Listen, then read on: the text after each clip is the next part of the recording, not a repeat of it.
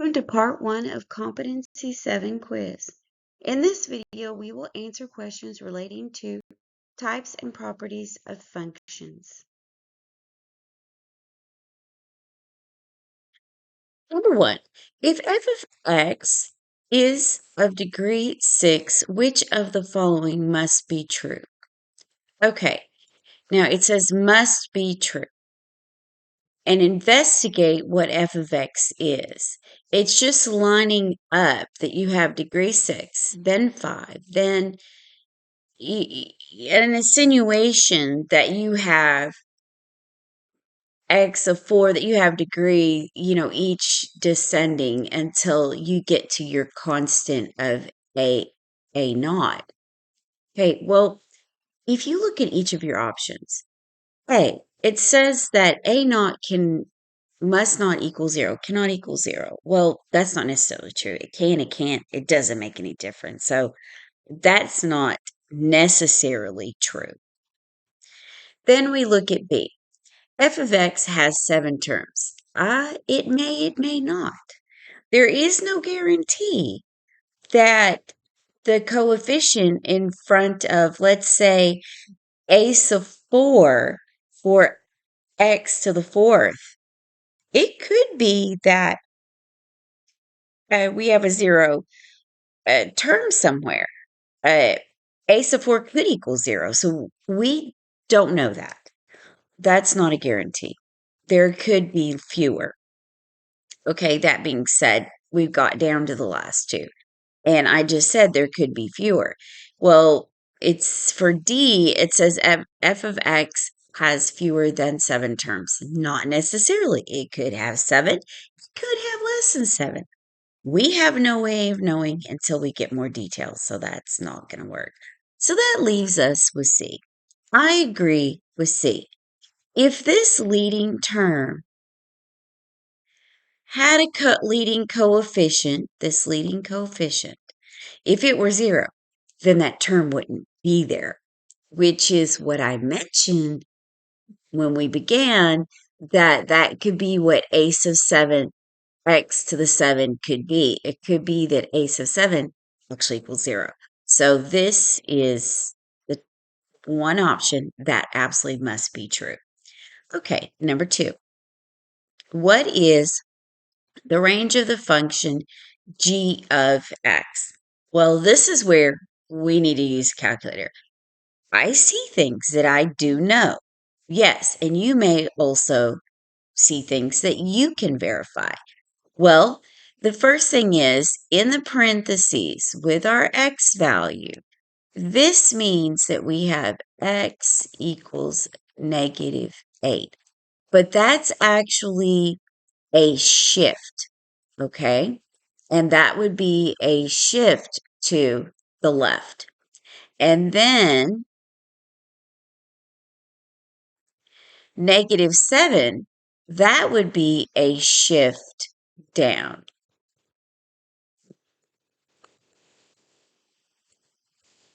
Okay? That's down and then -8. Now, here's my thing. With x equals -8, and you have another shift. Sometimes during a test, I get tired and I don't recall, especially if I'm a little stressed out over the fact that I'm taking a test, which is huge. It happens to all of us. Which way are things supposed to shift? To the left, to the right, up, down? You can get confused. We have a calculator. So do y equals, clear it all out of here. Okay, so let's actually put the equation in. -4, and remember at the beginning you have to use this negative in parentheses instead of the minus. Then parentheses and x plus 8, close your parentheses, square it. Then we need to have a -7, graph it. Okay, just zoom in and reposition. Let's do 6. We could do a fit. Nope. Zoom 0 is the one oh no. Sometimes I just keep trying. Zoom 9 maybe? It's not going to give us what we want. Remember, these different zoom options, they give you different things. See, and you can get it to, you know, decrease. Here, let's try B. I'm just going to, for fun. Ooh, that is actually better. I like B. It moved stuff around, gave us a little better option. Now I'm going to zoom in just once now that I tried something different. And remember, you can move your arrow for this. I'm going to move it down, then over. Sometimes the built-in zooms give you what you want automatically. Sometimes they don't. Well, okay. Well, let's trace and see what we get. All right. Let's go up. It's not really giving us what it's way down there. No, still not good. Well, I'm going to go back to 6. I can tell if I see trace is 0, that's not helping me a whole lot. But I can see that we go over to the -7. So that was, I mean, -8, sorry.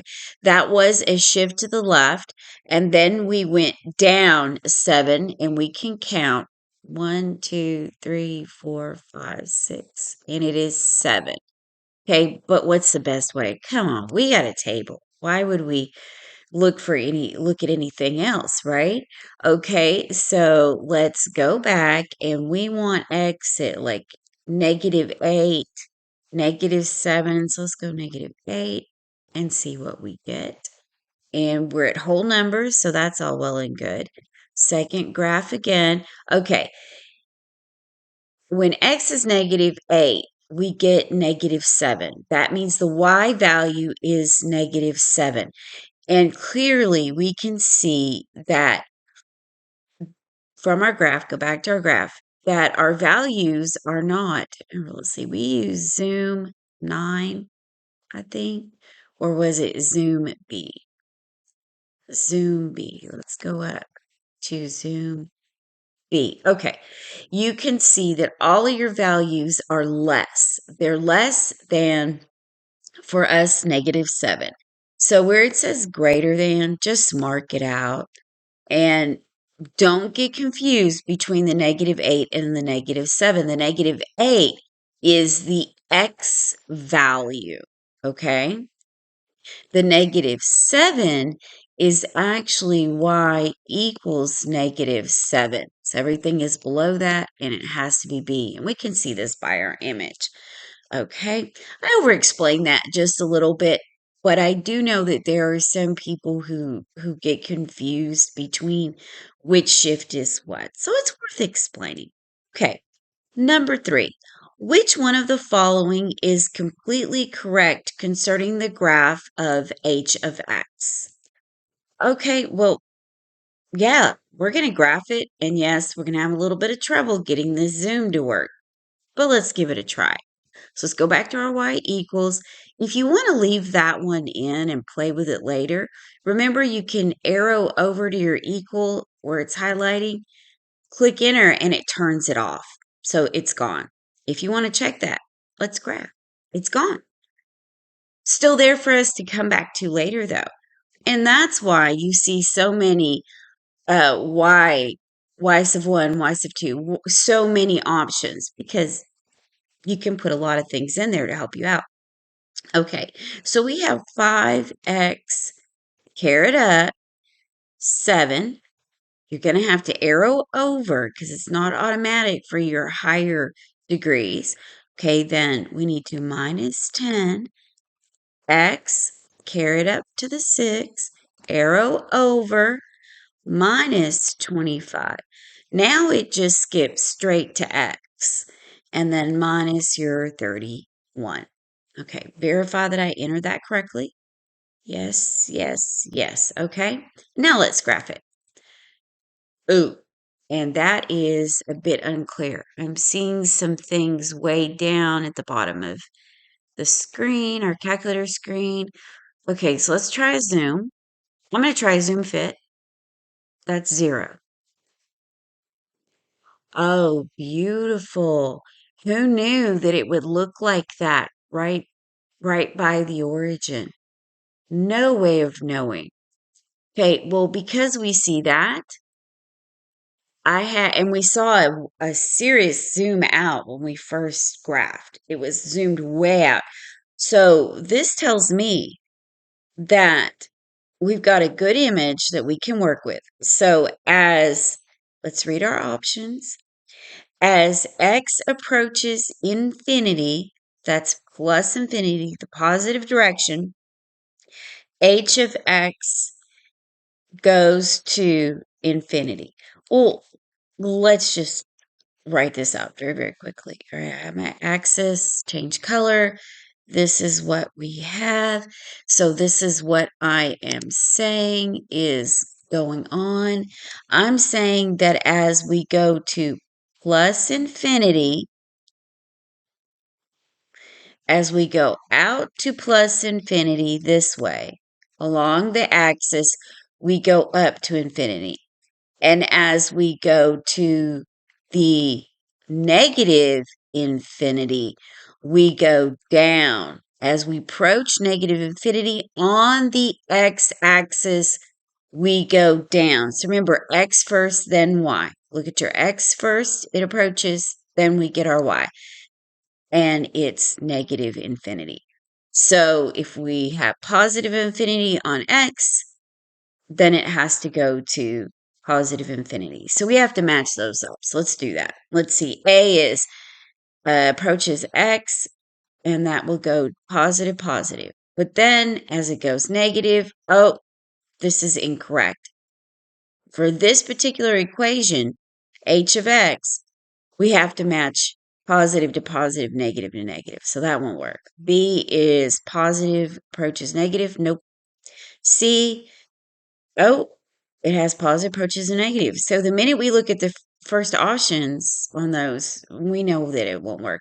Hopefully D works. We have approaches positive, and then it goes to positive. Approaches negative and goes to negative. So our only option is D. Number 4, which one of the following has a single zero at negative a half and a double zero at 9? Okay, well, when we look at each of these functions in our options, double means that we need a double. That means in our parentheses, it's going to be to the second power. We have it factored. So our options are all factored out. So we need to look first at doubling. Now, a half is singled. Okay, that means you see no exponent.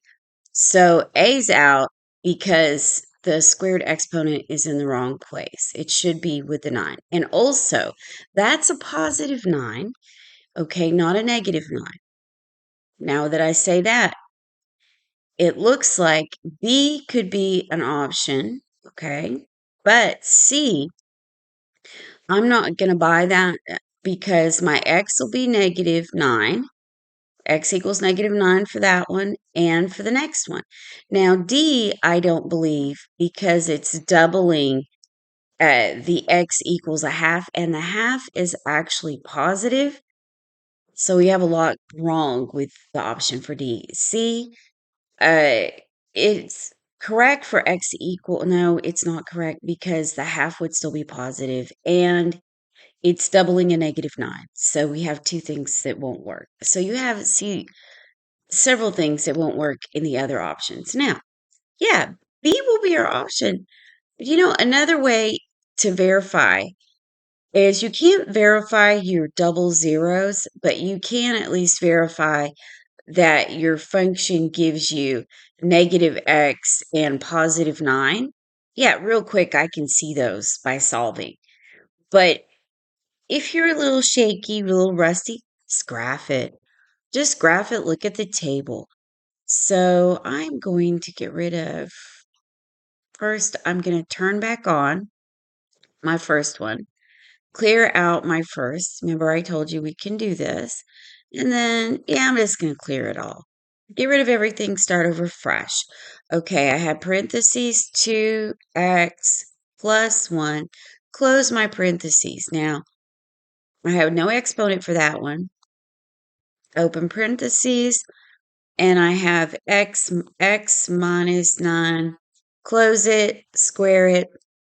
Now that's the equation, the option that I picked. Now let's graph it. Oh, looks like this messy line. Okay. Don't worry about it. So you need to have zoom, and let's do zoom fit. Remember, you got to kind of play around with your zoom.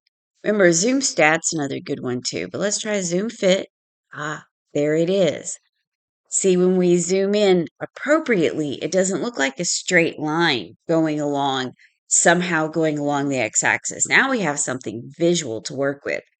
Okay, now we can also zoom in just a little and move around. So let's do that. I'm going to go up, make it more central. Okay, go over slightly, and let's see what happens. Maybe move it up a little. So it moves up just a little. Let's see what happens. Oh, a little too much. Let's zoom back out. Well, you have to play with it. So, well, that's not bad. It moved it. It shifted it down for us. Nice. Okay. So now what do? Go to the table. The table has everything. However, we're at -8. Go up to -9. Oh, no, we're in the negatives. We need positive. Set your window. We need to go to 9. Let's look at 9 first. And we need to look at halves, steps of halves, because one of our zeros should be at -1/2. Now let's go back to our table. What do we have? Yes, 9 is at 0. It is a double 9, but our table's not going to verify that. We just need to know that fact. Okay, now let's find our half. I'm going to go to -0.5. Go back to my table, and that is also a 0, so option verified. Okay, number 5. Which one of the following circumstances is impossible for the nature of the zeros of a polynomial function? What they're asking is, which one of these just isn't true about polynomials? We know it's not a. We went over this in part 1 of Competency 7. Okay, let's look at option A. 2 distinct zeros. Yeah, any function can have 2 distinct zeros. So I'm believing that one. And 6 complex. Well, complex comes in pairs. Remember, they're conjugate. Our complex options, they're conjugates. What does this mean? It means they come in the form of A, positive, or negative, BI. Okay, so that means pairs. Well, if there are 4 of them, that means we have 2 pairs. So those are true, and we're looking for the impossible. So that one's possible. So 1 for B, 1,000,000. Yeah, that's possible. No complex, definitely possible. So that's not going to work. Check, check. Nope, that's not what we're looking for. How about option C? 5 distinct zeros. Yeah, sure, that could happen. Including a double zero. Yeah, double zeros can happen. And 3 complex. No, cannot happen. This is the option we're looking for. Just in case, let's verify D. 4 double real zeros. Yes, can happen. 4 complex zeros. Yes, that's 2 pairs. Can happen, not what we're looking for. Notice that isn't a calculator thing. That's a knowledge thing. You just have to know some of these things. Now let's look at 6. H of x is a 4th degree polynomial. That means when you FOIL it, you will have a degree 4, okay? Whose only zeros are 2 plus 3i and 2 minus 3i. So that means we have a conjugate pair. That's what we were just talking about. Which one of the following could represent h of x? Okay, well, we need it in pairs. So if you have pairs, as you see, we can have those pairs can be doubles. The pairs can be doubles, but they can't be singles because then that would be, when we FOIL, that would be x to the second power. Okay, so let's take a look at A. Well, we have x to the 1, and then this would be x to the third. However, we cannot have an x to the third because that would have uh, it wouldn't have the proper conjugate pairs. They wouldn't be conjugates. You'd have a singleton of negative here on the first one, and then you'd have this random, you'd have 2x, you would have 2 plus x, 3i, sorry, 2 plus 3i. Well, that doesn't give you two doubles. You can have either one pair or two pairs of the same thing or three pairs. So that's 2, 4, 6, 8. That means even. Well, B has even and even. So I say this one's good. A, it doesn't. Let's look at C. Well, no, we have the same situation. The only thing that they did was they changed the operations, and that's not going to help us. And then let's look at D. Well, that's true. This would be a valid situation in D. However, it would be x squared. So that would only be to the second power, not fourth degree. This would be to the second degree. It just wouldn't be enough. It wouldn't be enough pairs. So let's mark that out. Option B is our final selection. Okay, this is the last question in the first part of our quizzes for Competency 7. Once again, thank you for watching. Those of you who are liking and sharing and giving those wonderful positive comments, thank you so much. If you haven't subscribed, please do so. It really helps keep these videos coming. And if you know somebody, share with them. Tell them these videos might also help, especially with our calculator use. And once again, happy testing, everybody.